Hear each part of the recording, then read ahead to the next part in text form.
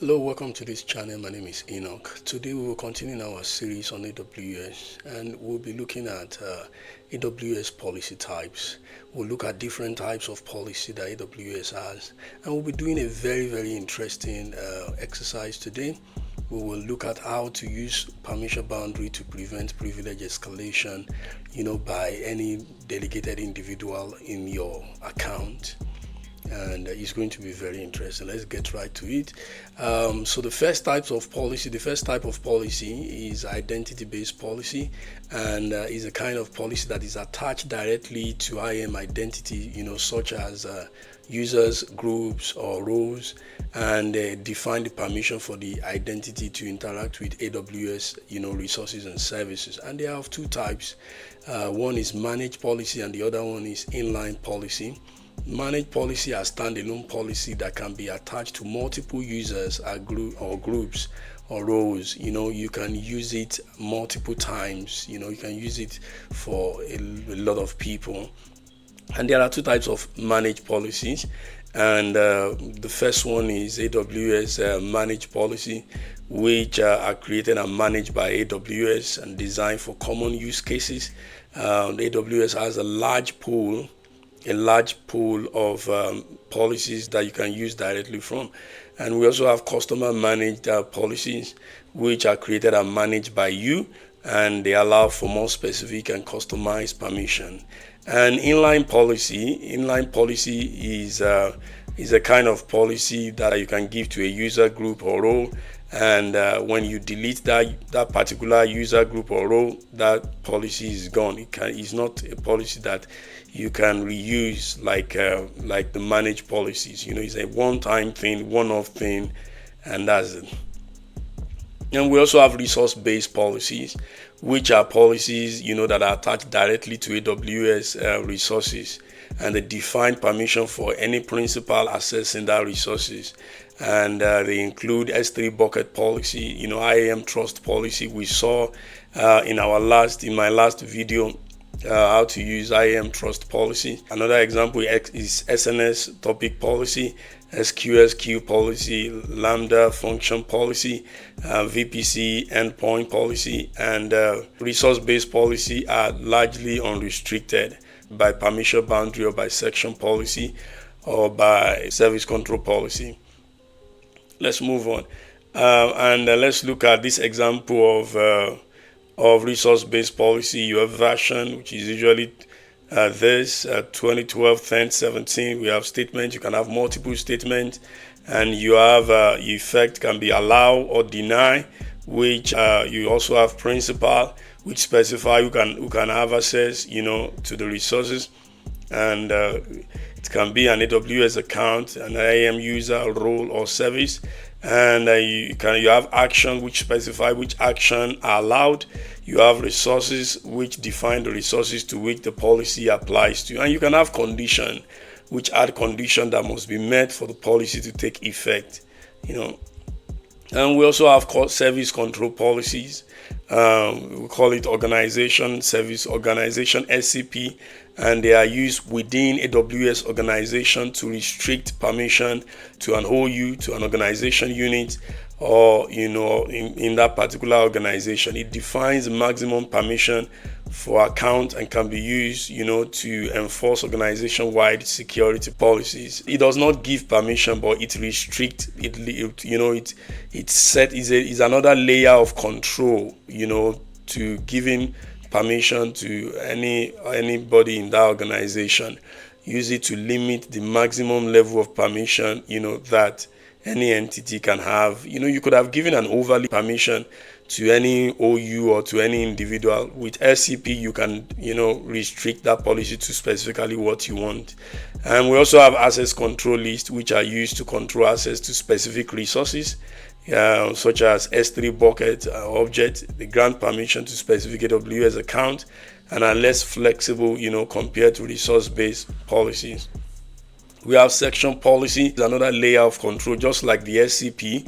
But section policy is used when someone assumes a role, or when someone federates into your account, which is also assuming a role. When you give temporary permission to someone to access your AWS resources, which they will be in a section, you can use section policy to limit the level of permission they have, just like you use SCP in organization. Any explicit deny in the policy will override any allow. Permission boundary, just like SCP and section policy, permission boundary is used on an individual, or on a user or on a role. You use it to limit the level of permission, an identity-based entity, can have in your AWS account. So the advanced policies that specify the maximum permission an entity can have, and they are used in conjunction with identity-based policy to provide additional layer of control. So it set the maximum permission an identity-based policy can grant, an IAM entity. Maybe you have given someone maybe an IAM full access in your account. You have delegated someone to be able to create users and give them permission, and you don't want this person to be able to, escalate their privilege, and so that means that you should use permission boundary to limit that particular user, so that user cannot just go and create a user and give that user even administrative access or do anything they like in your account. So it's supported for user and roles, but not groups. So that's that about permission boundary. Let's look at some pictures here. When you have organization, SCP, and permission boundary and identity-based policy used together like this, the effective permission will be what is common to the three. What is common to the three. So the identity-based policy is the only thing that is giving permission here, and this organization, SCP, and permission boundary will limit that policy to specifically what you want. So whatever is not common to the three will not be allowed. You see? So that's that. We also have a situation where we have identity-based policy and resource-based policy. Everything that is allowed in both will be allowed. When you have identity-based policy with permission boundary, the effective permission will be what is common to both. Permission boundaries does not give permission, but they limit the level of permission an identity-based policy can give. So whatever is common to both, that's what will be the effective permission. And when you have organization SCP with identity-based policy, the effective permission will be what is common to both. Let's note that. And resource-based policy are generally not restricted by either permission boundary or section policy or SCP. They are generally not restricted. So be careful with resource-based policy, because whatever you state in resource-based policy are largely unrestricted.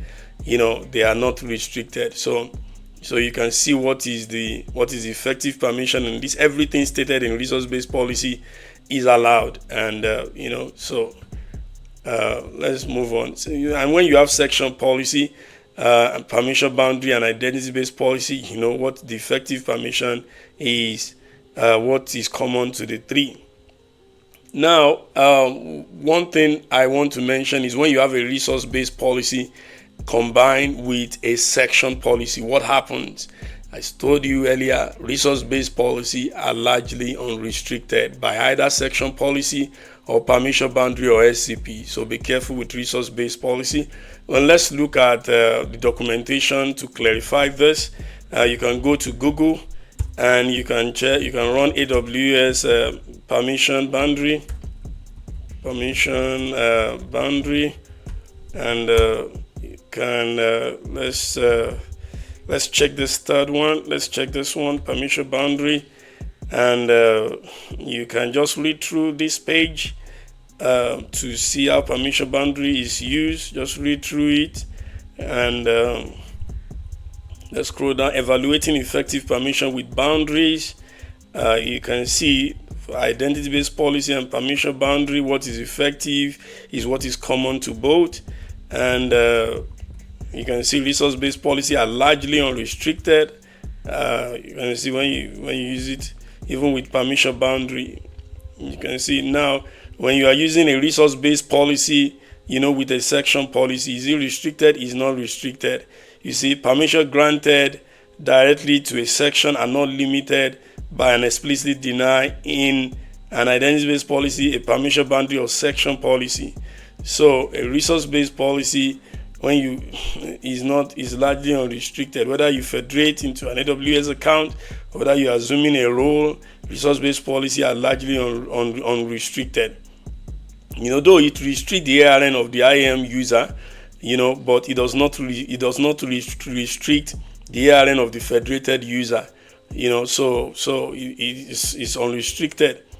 So you can see, pick all these ones from here, and section policy, I pick all these ones from here. So now our project for today, delegating responsibility to others using permission boundary. So they give us an example here of Maria that has an account and want to delegate Zhang to be creating user and be giving them permission in our AWS account.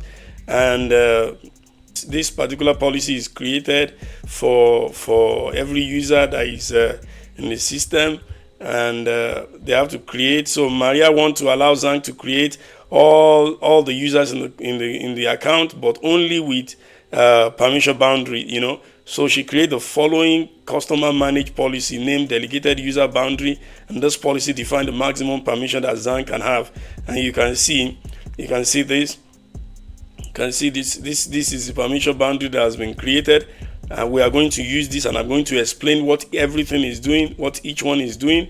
And so this is the AWS Management Console, and this is the root account, and I have some users here, and we'll be using Enoch as an example today. So Enoch is the delegated administrator in this account. Let's click Enoch, and let me show you the permissions that he has. He has CloudWatch full access and IAM full access. So we are going to create a permission boundary, and we are going to attach it to Enoch as the administrator in this account, and we will see what that permission boundary is going to do to him. All right, so let's go and create the policy, and let's click create policy, and we are going to use JSON, and I'll be using this permission boundary that AWS has created here, and I have copied it and I've edited it. So I will just copy it. I will copy the one I've edited here, and I will explain it. Let me explain it here to us one after the other. Now, the first one here is to deny the creation of user without adding the permission boundary. So if Enoch is trying to create a user and did not add this permission boundary, it will be denied. So when he's creating a user, he has to add this permission boundary with it. That's what it is doing. I've changed this one to deny, and I've changed this string to string not equals. The allow, I've had some funny experience with the allow, so I changed this to deny, and I changed this to string not equal to, and I've put my account ID, and I've named this properly as I want. So name it. The name has to correspond with the name you are going to give the policy in your account if you are using this. And I'm giving full AWS access here because this will be used organization wide. Every user Enoch will be creating. Every user that the administrator is creating will be attaching this particular permission boundary to it, and for their policy to work, it has to be allowed. So that's why I give this full access. It's not giving anybody full access. It's just allowing their permission that has been stated in the identity-based policy to be able to work. So that's what this is doing, and this is going to disallow the editing of the permission boundary. No one will be able to edit the permission boundary, and no one will be able to delete the permission boundary. This editing, this particular statement, see, one of the possibility in IAM is the ability to change policy version and apply newer version as the default policy. So this specific statement prevents that from happening by setting the deny authority against those actions. With this, a user cannot update an existing policy with a newer policy version, make changes that will give elevated privileges, and apply that policy as the default. So that's why this is very important. You cannot edit the permission boundary, and you cannot delete the permission boundary with this. And I've also added the permission here. I've added a statement here which is going to deny access to cost and billing. This cost and billing should be for certain individual in the organization. So I just put it so that it will apply to every user that that the administrator is creating. And I also add another statement that would deny Enoch from being able to add permission to himself. Enoch cannot just wake up and go and add EC2 full access or any other access to himself. So you can see the resources, the ARN of Enoch cannot add permission to himself. So that's what he's doing. Let's copy the statement and let us go and add it to the policy that we are creating here. So that's that. And let's click next. Let's click next and let's give the specific name that we have stated. Let's give the name that we have stated is personal boundaries. This name has to be correct. This is permission boundary for all IAM users. And let's click create policy, and the policy has been created. Now let's go to users, click user, and let's go to the administrator, and let's add this permission boundary to Enoch. Click permission boundary there, and let's say set boundary, and let's go and choose this policy personal. Let's add it there, and let's click set boundary. And I've opened Enoch in a private window here, and let's see what Enoch can do. Let's refresh and let's see what Enoch can do. Now let's go to Enoch. Let's go to, can Enoch check cost and billing? No, he can't. He can't check cost and billing. Okay, so that is fine. Let's go back to IAM.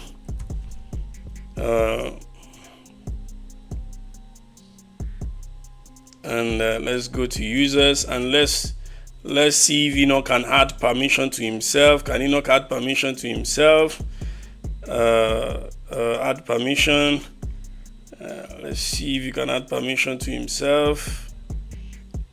Say EC2 full access.